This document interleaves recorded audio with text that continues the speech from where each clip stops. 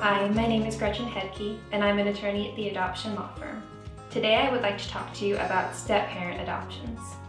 So we've all heard the statistic that 50% of marriages end in divorce.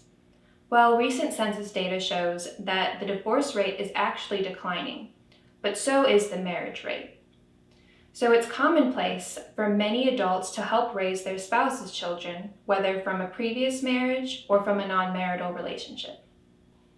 So it's not surprising that step-parent adoptions are one of the most common adoptions filed in Alabama. And the Alabama Adoption Code provides a simpler procedure for step-parents to adopt. And that is great, because step-parents can provide the stability and security that children need.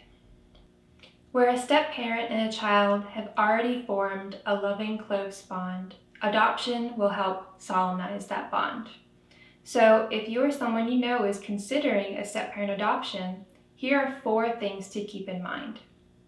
First, the adoptee must have resided with the step-parent for at least 1 year. Second, the petitioning step-parent must be married to the adoptee's legal parent. Some people attempt to file a step-parent adoption because they have lived with the adoptee and the legal parent for many years. However, Alabama law does not provide any exceptions to this marriage requirement. Third, the consent of the adoptee's mother and father are required in all adoptions. One of those two will, of course, be the step-parent's spouse.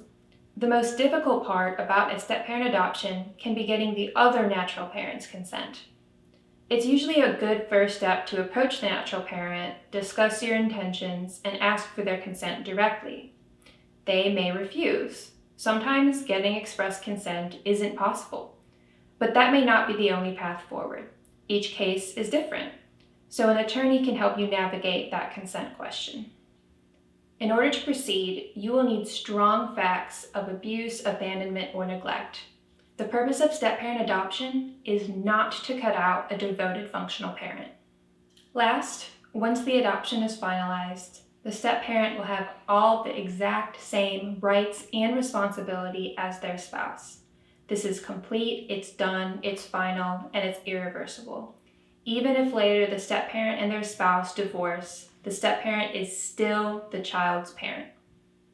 So maybe you've been raising your stepchild for a long time already. What is an adoption going to change?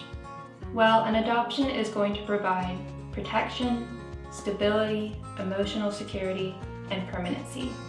Children need to know to whom they belong, and adoption is going to provide that child with a new, unified family. So if this is something that you are interested in pursuing, please give me a call so we can discuss it further.